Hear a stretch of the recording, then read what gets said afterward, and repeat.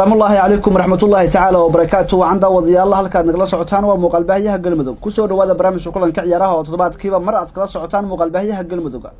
تطبعات كان هدي وربي إلى هذا برامج كوحد قضى وندونتان وداود يلان كسر قادم دورنا tartan ka xiisaha badan ee qaarada Afrika oo sanadkan ka soconaya dalka Masar ayaa waxa uu soo gaaray fiinalaha tartankaasi waxaana isugu soo haray labada xul ee Nigeria iyo sidoo kale Algeria iyo sidoo kale Senegal waxaan soo qaadan doonaa oo aan barnaamijka ku qaadan doonaa saaxiibayaal qaadadhig iyo sidoo kale falaqeyn ku saabsan fiinalaha tartanka xiisaha badan ee qaarada Afrika sanadkan yaa qaadi doona yaa laga filan karaa midkood Sadio Mane iyo sidoo kale Mahrez inay kor u rulaan tartanka xiisaha badan ee qaarada Afrika ayaan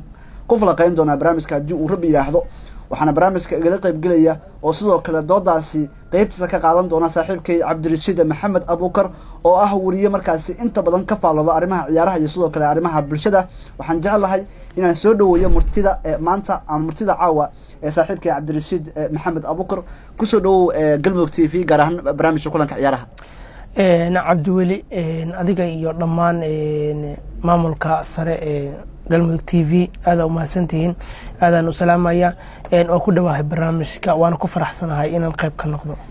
alifo anaguna waan kaga mahadcelinaa waqtiga quruxda badan iyo sidoo kale qiimaha leh ee aad noo ogolaatay inaad barnaamijka nagala qayb qaadato waxaan jecelnahay daqiiqadaha soo aadan inaan isdul taagno tartanka xiisaha badan ee sanadkan lagu qabtay dalka Egypt oo hadda finalaha markaasi Senegal iyo sidoo kale Algeria ay joogan 24 xul ayaa markaasi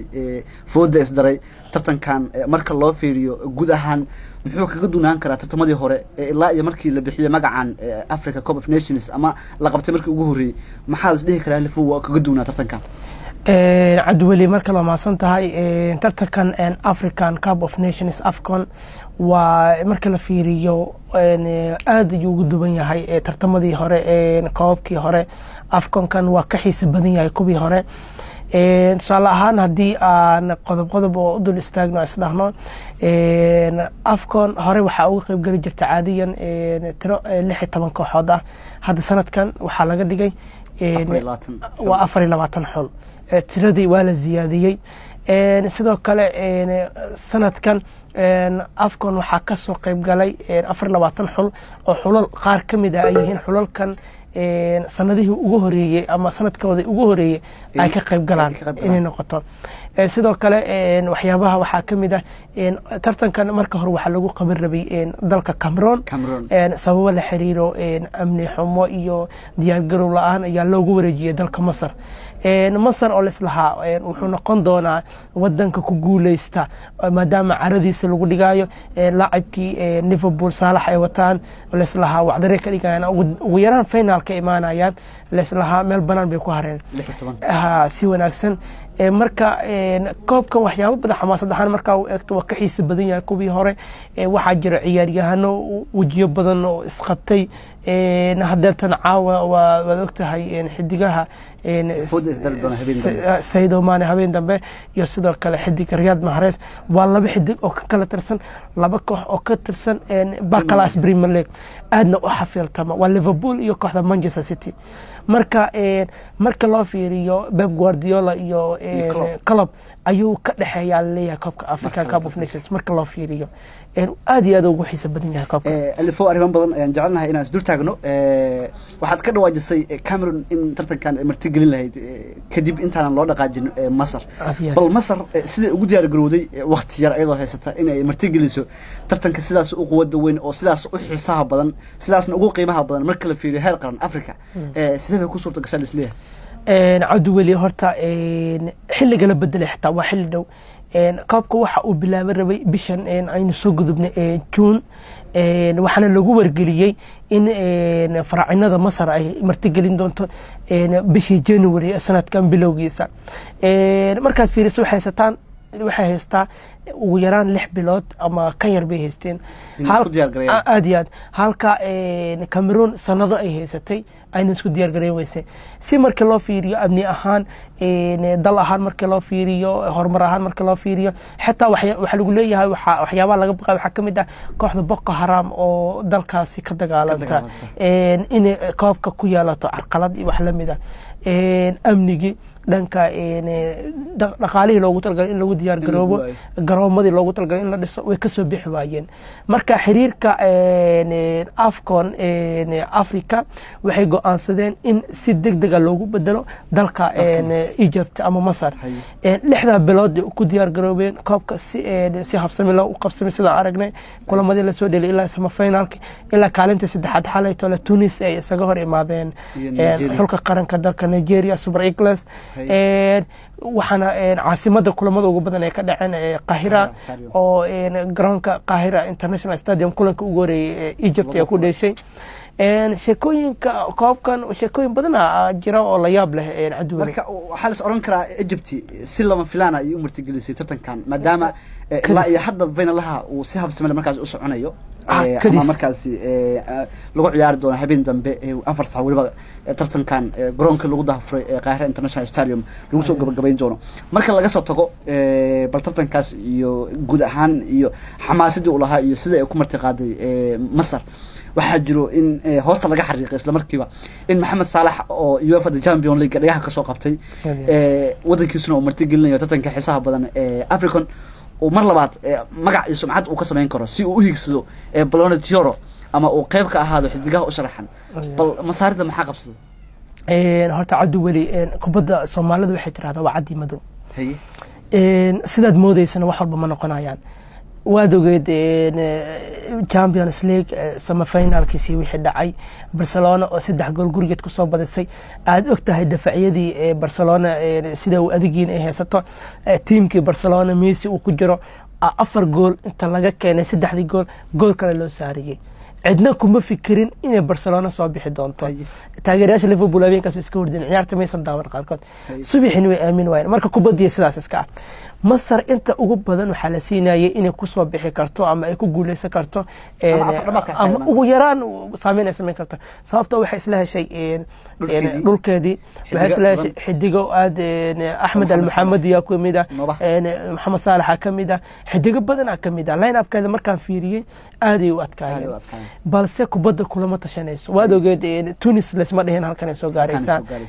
xalay kaalinta saddexaad oo tartantay Madagascar oo markoodii ugu horeysay koobkan ka soo qayb galay la yaabay dhigan ilaa isdii dhamaadkii imaadeen oo waliba waxay ka roonayeen Gani Bissau iyo xulka lagu magacaabo Burundi oo aan hal gool xitaa aan ka dhalin koobkan oo iyagu waqti badan ka soo qayb qaadanayo oo ka soo mid ahaa balse iyagu إن الجول اللي أسكر في هي ربنا اللي كسب جدبين ما كسر كسب جدبين إيش كوي كلو حكمي كاميرون أو كوب دفاعاني مال بمسو قارن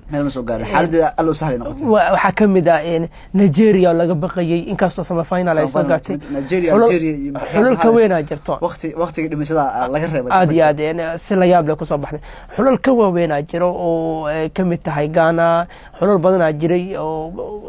marka maxaa la tilmaami karaa oo reebay Salah nasiibka reebay dhihi karaan ma dhihi kari kubada reebta sababtoo ah Masar way diyaarsaneed wayna u diyaarsaneed ka qayb galka koobkan xidigo ku dhan way haysatay laakiin tababarka ama waxaan is dhihi karaa nasiibka ayaa ka hiiliyay Masar kumaysan harin awood iyo quwad kumaysan harin waxa la ciyaaray konton kulan ayaa la ciyaaray marka laga tago finalka waxa la iska dhaliyay 100 gool markaad halkaas ka eegto inagoo eegi doona bal refereega iyo sanadkan sidoo kaga qayb qaatay maxaa ku soo baxay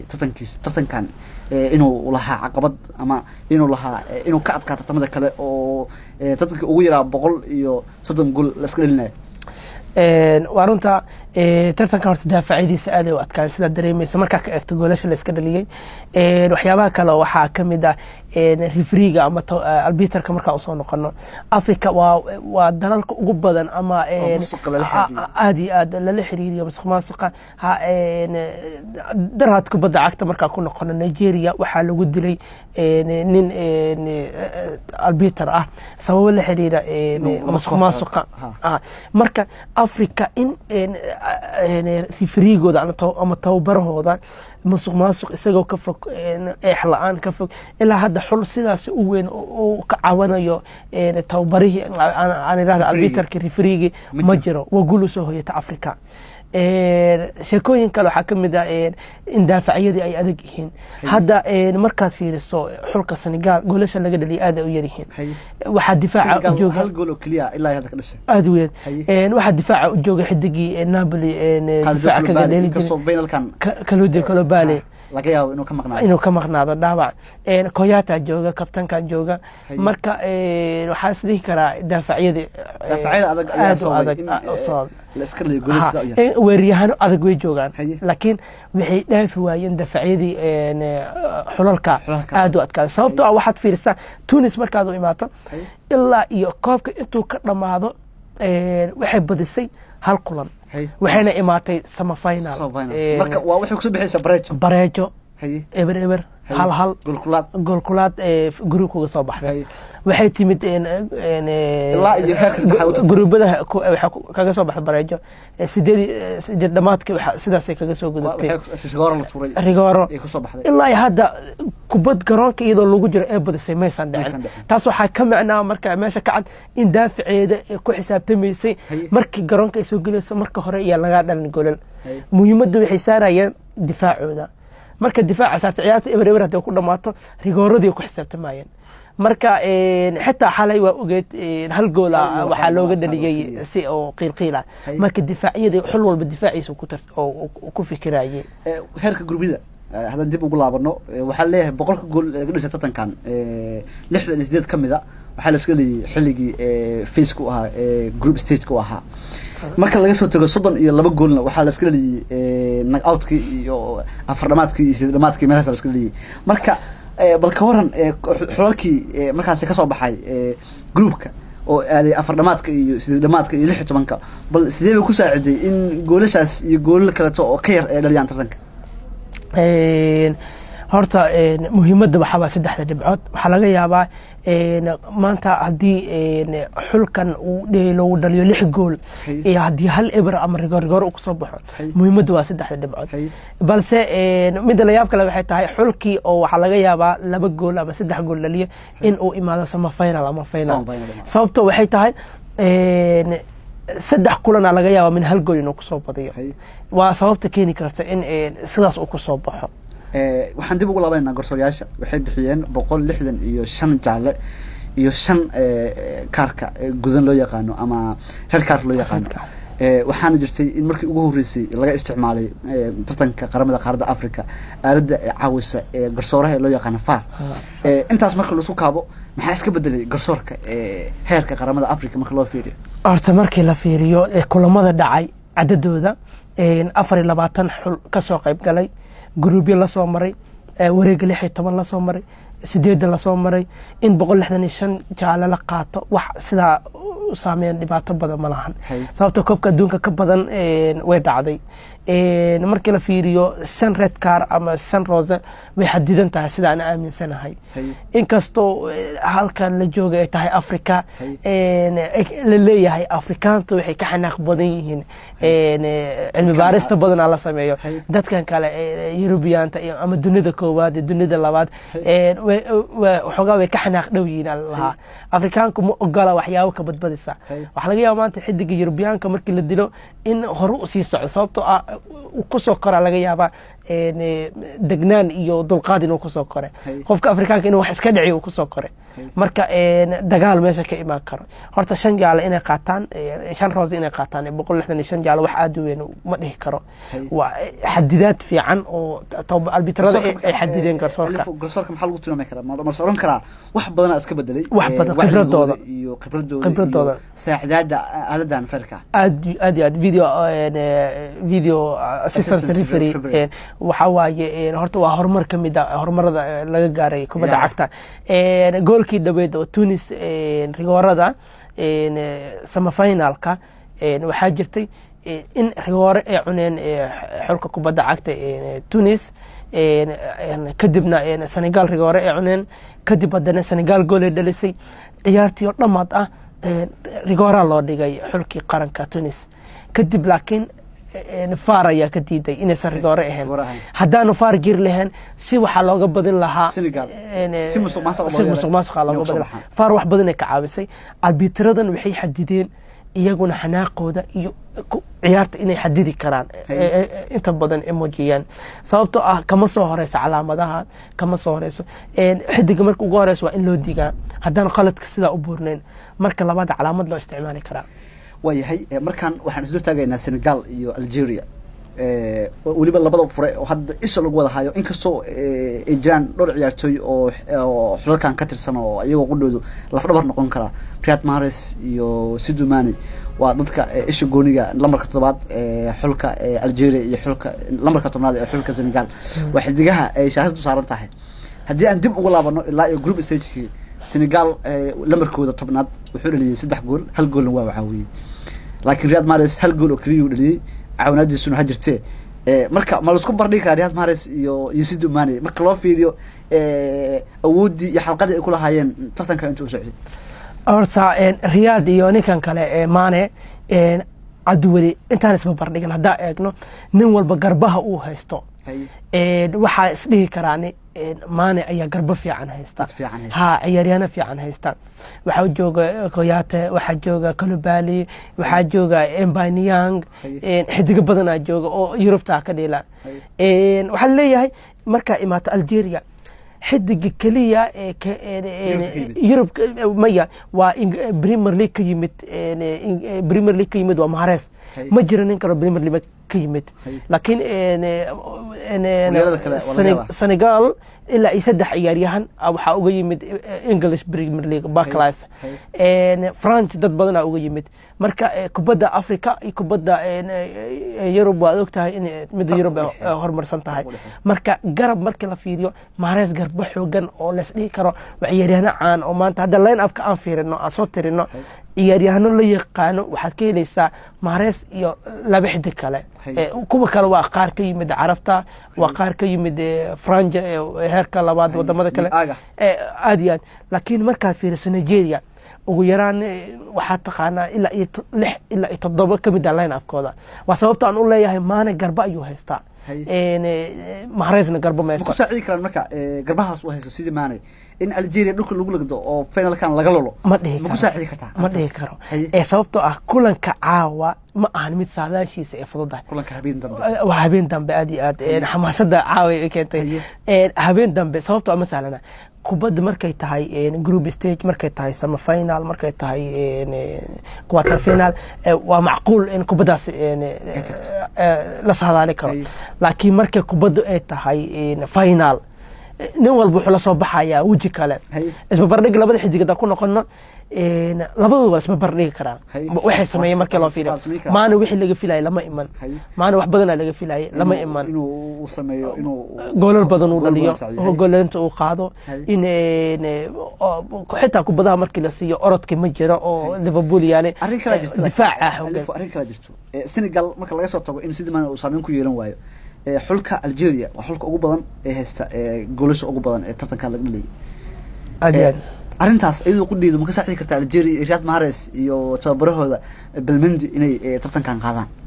aad iyo aad waan dhihi karaa sababtoo ah Algeria markaad fiiriso xulka ay soo reebeen Nigeria ee semi finalka iyo markaad eegtid xulkan Senegal ay soo reebeen Tunis labada xul ee soo kala reebeen waxa adag Nigeria sababtoo waxa kaaga cadeyn karaa ciyaartii xalay hal gool ku dhaliyay Tunis laga badiyay waxa wada dheelay labada xul la soo reebay Tunis iyo Algeria iyo Nigeria badisay waliba quwad taasna waxa kaaga cad Nigeria iyo Tunis in Nigeria adag tahay Algeria waxay soo reebtay Super Eagles Nigeria difaaciyeeda adag tahay wala dhihi karaa goolasha ay soo dhaliyeen fudfudeedka ku jiro Riyad Mahrez markii la fiiriyo way dhalin karaan way soo bixi karaan way qaadi karaan koobka laakiin waxa su'aal mudan in la isweydiiyo difaaciyada iyo qadka dhexe ee Senegal ina ku noqoto Tunis Algeria markii la dhaho difaacooda iyo difaac Senegal waxaan aaminsan difaac Senegal inuu adag yahay difaac Senegal inuu adag yahay aad iyo aad waliba kabtankii ku jiro Koyate kabtankii xulka Senegal uusan safka laabka hadda ma macalinka lagu magacaabo iisa uusan dooran oo xidiga Sifiona lagu magacaabo uu ka soo doorbido laakiin waxa mudan in asagu uu kamid yahay xidigaha laf dhabarka u ah aad iyo aad marka waxa lagu leeyahay 15 ciyaaryahan oo tartankan ka dhalisay 12 gool ama 2 gool ay raahdo hadda laba ciyaartoy bas ayaa ka jooga finalka intii kale asaga hareen marka laga qiyaas qaato arintaas xidigaha labada gool dhisay waa Algeria xidiga lamarka hore kaga ciyaaray isi Dumane labada xidig marka soo bandhigo ma soo kara wali ciyaartu waxay tahay bareejo maadaama Senegal xidigooda si Dumane uu 3 gool ka soo leeyahay caawinada uu soo dhiibtay Algeria ay haysan goolis ugu badan tartankan sidoo kale tan labada xulba ay wadataan xidigo min 2 gool wax ka badan soo leeyahay aad iyo aad inkastoo horta qatartooda ay wataan labadan weeraryahan goolasha badan soo dhaliya haddana xul walba caawa laba mid ku xisaabtami doonaan inuu gool dhaliyo inuu difaaco gadaashiisa sababtoo ah ma jiri doono xul ataa ku soo wada geli doono inuu weerartamo mana jiro xul inuu gidaal gal ku soo wada geli doono sababtoo ah haddii rigoore la gaaro xaaladdu ay xumaan doontaa waxay noqon doontaa boqolkiiba 50 cidna ma ku tashan karto marka xul walba wuxuu ku dadaalaa inta garoonka 90 daqiiqo ama extra time ka lagu jiro inuu natiijada la imaado marka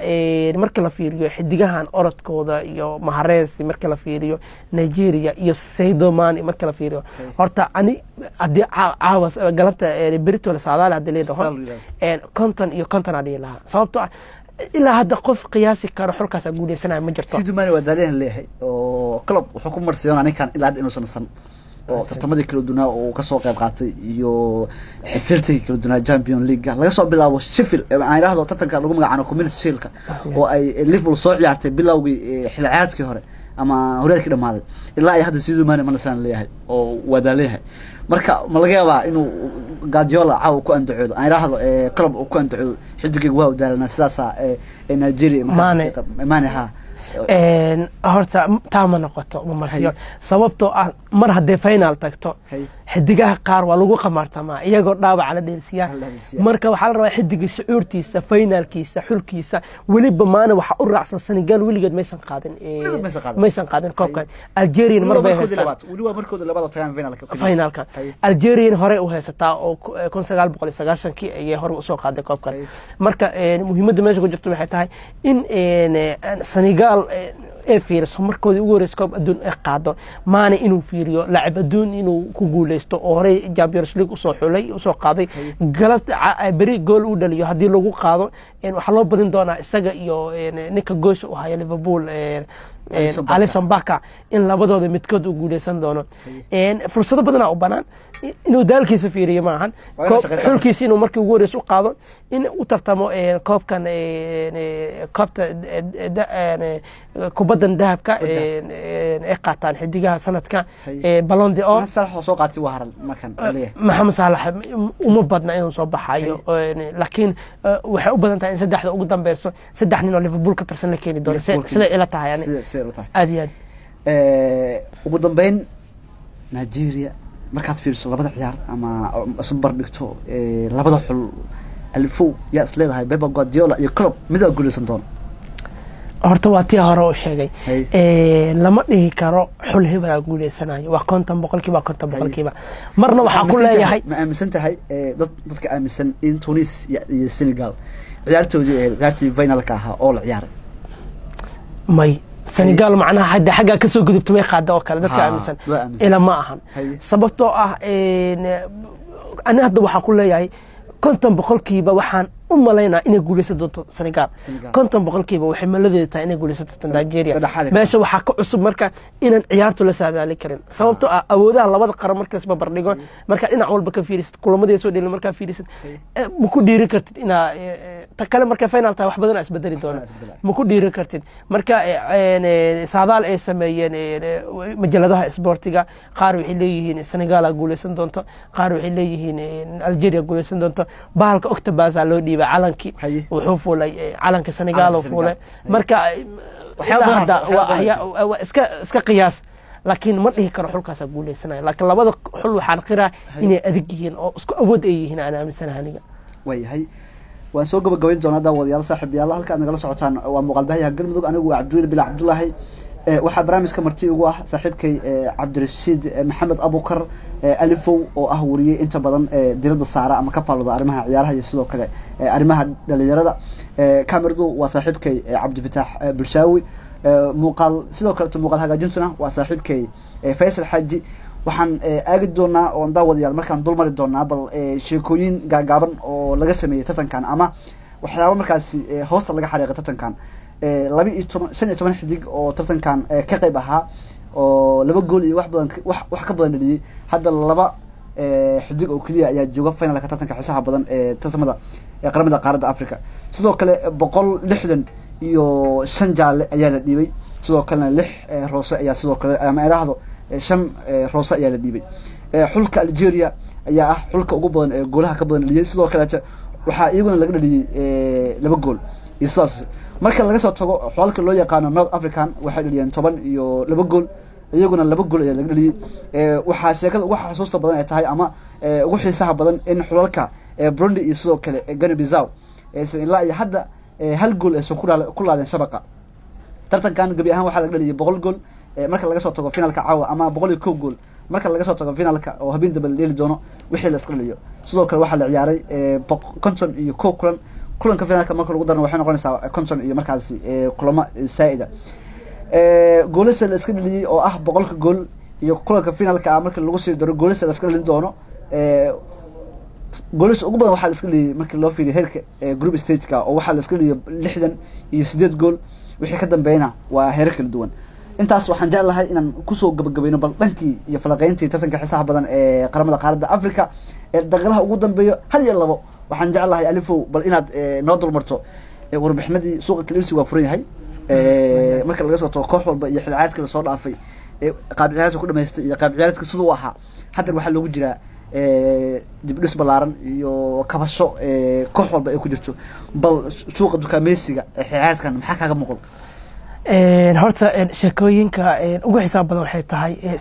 Anthony Griezmann oo Barcelona ku biiray, Eden Hazard oo Real Madrid ku biiray,